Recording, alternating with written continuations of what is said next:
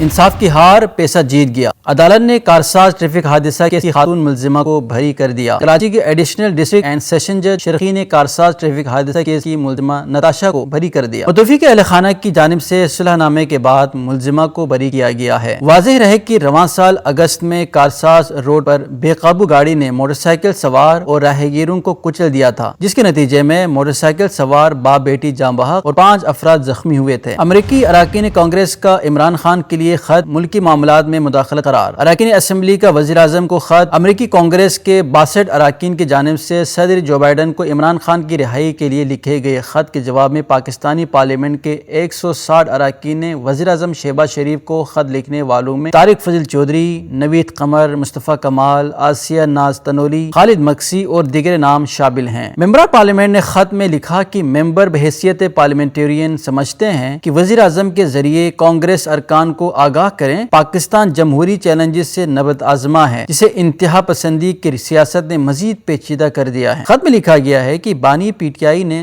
ریاستی اداروں کے خلاف سیاسی تشدد اور مجرمانہ دھمکیوں کو متعارف کرایا۔ بانی پی ٹی آئی نے 9 مئی 2023 کو بڑے پیمانے پر ہنگامہ آرائی اور توڑ پھوڑ کی۔ وزیر اعظم کو لکھے گئے خط میں کہا گیا ہے کہ بانی پی ٹی آئی نے ڈیجیٹل دہشت گردی سے سوشل میڈیا کو انتشار اور بدامنی کو ہوا دینے میں استعمال کیا۔ خط میں یہ بھی کہا گیا ہے کہ بانی P T I Imran Khan کو منفی مہم میں کردار امریکہ برطانیہ میں مقیم منحرف عناصر ادا کر رہے ہیں۔ امریکہ اور برطانیہ کی ریاستیں اپنے شہریوں کے خلاف غیر معمولی اقدامات پر مجبور ہیں۔ وفاقی حکومت کی رائٹ سائزنگ پالیسی کے تحت وفاقی وزارتوں، ڈویژنوں اور ان کی محکموں میں گریڈ 1 سے 22 تک کی 4816 پوسٹوں کو ختم کر دیا۔ مجموعی طور پر 6770 پوسٹیں ختم کی گئی ہیں۔ کفایت شعاری کا یہ اقدام وفاقی کابینہ کے 27 اگست 2024 کے فیصلہ پر عمل درآمد کرتے ہوئے کیا گیا، جس کا مقصد وفاق کے انتظامی ڈھانچہ کو کم کرنا اور انتظامی اخراجات کو کم کرنا ہے۔ وزارتوں اور اسٹیبلشمنٹ ڈویژنز کو آگاہ کر دیا گیا ہے کہ وزارتوں اور ڈویژنوں نے کابینہ کے فیصلہ پر عمل درآمد سے اسٹیبلشمنٹ ڈویژن کو آگاہ کر دیا ہے۔ پاکستان تحریک انصاف کے بانی عمران خان نے نئی احتجاجی کمیٹی بنانے کی ہدایت کر دی۔ بانی پی ٹی آئی سے سینٹرل اڈیالہ جیل میں ملاقات کے بعد میڈیا سے گفتگو کرتے ہوئے رکن قومی اسمبلی شیر افضل مرود نے بتایا کہ بانی پی ٹی آئی کو بتایا گیا کہ وزیر اعلیٰ خیبر پختونخوا نے احتجاجی حکمت عملی ٹھیک نہیں بنائی تھی۔ بانی پی ٹی آئی کے استفسار پر انہیں بتایا کہ مولانا فضل الرحمان کی وجہ سے ملٹری کورٹس نہیں بنی، جس پر بانی پی ٹی آئی نے کہا کہ اگر ملٹری کورٹس بن جاتی تو بھی مجھے کوئی فرق نہیں پڑتا۔ شیر افضل مرود نے بتایا کہ وہ نئی احتجاجی کمیٹی کا حصہ ہوں گا، ایسی حکمت عملی بنائیں گے کہ اگر ایک لیڈر پکڑا جائے تو دوسرا لیڈ کرے۔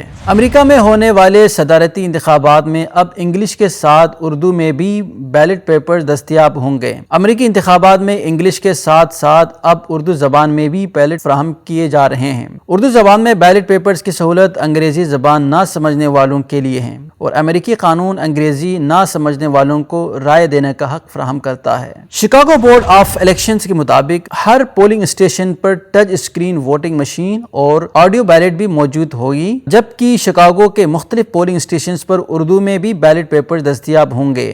شکاگو بورڈ آف الیکشن کا یہ بھی کہنا ہے کہ ووٹ ڈالنے کے لیے ووٹرز اپنے ساتھ ترجمان بھی لا سکتے ہیں۔ ایران میں ممکنہ طور پر 5 نومبر کو امریکی صدارتی انتخابات سے قبل اسرائیلی حملے کا جواب دے گا۔ امریکی میڈیا کے مطابق اسرائیلی جارحیت کے خلاف اسلامی جمہوریہ ایران کا رد عمل حتمی اور تکلیف دہ ہوگا۔ ایران کے امریکی انتخابات سے قبل اسرائیل کے خلاف جوابی حملے کی امریکی میڈیا کی رپورٹس پر ترجمان وائٹ ہاؤس نے کہا کہ ایران کو اسرائیلی حملے کا جواب نہیں دینا چاہیے۔ ایران نے اسرائیلی حملے پر رد عمل میں کہا تھا کہ اسرائیل کو حملے کا مناسب اور صحیح وقت پر جواب دیا جائے گا۔ ترجمان دفتر خارجہ زہرا بلوچ کا کہنا ہے کہ ڈاکٹر عافیہ صدیقی کا کیس دلوں کو لگتا ہے، لیکن امریکہ میں ایک سزا یافتہ فرد صرف رحم کی اپیل کر سکتا ہے۔ ڈاکٹر عافیہ صدیقی سے متعلق سوال پر ترجمان دفتر خارجہ کا کہنا تھا، عافیہ صدیقی کے خاص کیس ہیں جن حالات میں انہیں گرفتار کیا گیا اور ان کو سزا ملی تو اس پر ملک میں بڑی بحث ہوئی۔ ادارہ تحفظ ماحولیات نے اسموک بڑھنے کے باعث الرٹ جاری کر دیا۔ ڈائریکٹر جنرل ادارہ تحفظ ماحولیات عمران شیخ کے مطابق اسموک کے باعث خصوصی بچوں کو اسکول آنے سے روک دیا گیا ہے اور خصوصی تعلیم کے تمام اسکولوں کو آن لائن کلاسز کے انتظامات کی ہدایت کی گئی ہے۔ عمران شیخ نے کہا کہ گرین لاک ڈاؤن کے تحت اسٹیک ہولڈرز کے اشتراک سے SOPs پر عمل جاری ہے۔ ڈی جی ماحولیات نے بتایا کہ گرین لاک ڈاؤن ایریا میں گزشتہ شب اسموک SOPs کی خلاف ورزی ورزی پر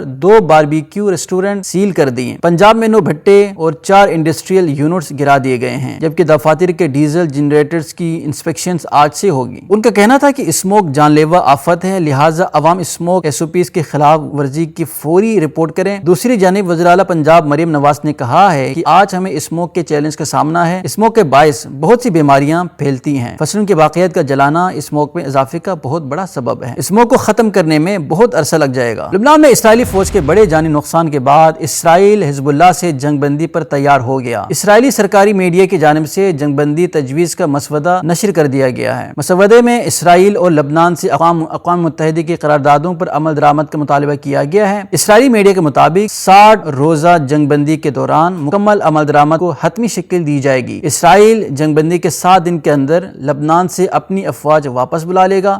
اسرائیلی افواج کے انخلاء کے وقت لبنانی افواج کی تعیناتی شروع ہو جائے گی۔ نگراں لبنانی وزیر اعظم نجیب مکاتی نے امید ظاہر کی ہے کہ چند گھنٹوں میں جنگ بندی ہو جائے گی۔ جنگ بندی کی خبروں پر وائٹ ہاؤس نے رد عمل دیتے ہوئے کہا کہ اسرائیل لبنان جنگ بندی سے متعلق رپورٹس اور مسودے زیر گردش ہیں، مگر یہ مذاکرات کی عکاسی نہیں کرتے ہیں۔ رپورٹس کے مطابق اسرائیل بھاری جانی نقصان کے سبب حزب اللہ کو دریائے لطانی سے دور دھکیلنے سے دستبردار ہو رہا ہے۔ فلسطینی میڈیا کا کہنا ہے کہ رواں ماہ لبنانی اور غزہ میں حماس اور حزب اللہ کے ہاتھوں 62 اسرائیلی فوجی ہلاک ہو چکے ہیں۔ جاپان کا وہ گاؤں جہاں کے باسیوں نے تنہائی سے بچنے کے لیے جگہ جگہ انسانی جیسے پتلے نصب کر دیے۔ جاپان ایسا ملک ہے جہاں بچوں کی شرح پیدائش میں ریکارڈ کمی آ چکی ہے، جبکہ معمر افراد کی تعداد بڑھ رہی ہے۔ معمر افراد زیادہ تر تنہا زندگی گزارتے ہیں اور تنہائی کا یہ احساس انہیں بہت زیادہ متاثر کرتا ہے، مگر جاپانی گاؤں کے رہنے والوں نے اس کا منفرد حل نکالا ہے۔ ایشنونو نامی اس گاؤں میں 60 سے بھی کم افراد مقیم ہیں، جن میں زیادہ تر معمر ہیں اور تنہائی کی زندگی گزار رہے ہیں۔ گاؤں میں گہمی کے احساس کو بڑھانے کے لیے وہاں کے رہائشیوں نے جگہ جگہ پتلے نصب کر دیے ہیں۔ اس گاؤں میں آخری بار بچے کی پیدائش 2 دہائیوں قبل ہوئی تھی، البتہ وہاں ایک 2 سالہ بچہ موجود ہے جس کے والدین رائی کوٹو اور نوشیکی کوٹو 2021 میں اوساکا شہر سے گاؤں میں منتقل ہوئے تھے۔ وہ اس بات پر پریشان نہیں کہ ان کے بچے کو ہم جولی دستیاب نہیں، جبکہ گاؤں والوں کو بھی اس بچے پر فخر ہے۔ وہاں سے تعلق رکھنے والی 88 سالہ بیوہ خاتون نے کہا کہ اب تو ایسا لگتا ہے کہ پتلوں کی تعداد ہم سے زیادہ ہو جائیں گی۔ گاؤں میں جگہ جگہ نصب پتلے یہاں رہنے والوں نے خود اپنے ہاتھوں سے تیار کیے، جو ان کے خاندانوں کے مختلف افراد کی ہو بہو نقل ہیں۔ گاؤں کے انتظام سنبھالنے والی کمیٹی کے 74 سالہ سربراہ نے بتایا کہ اگر گاؤں کو ایسے ہی چھوڑ دیا جائے تو اس کا خاتمہ ہو جائے گا۔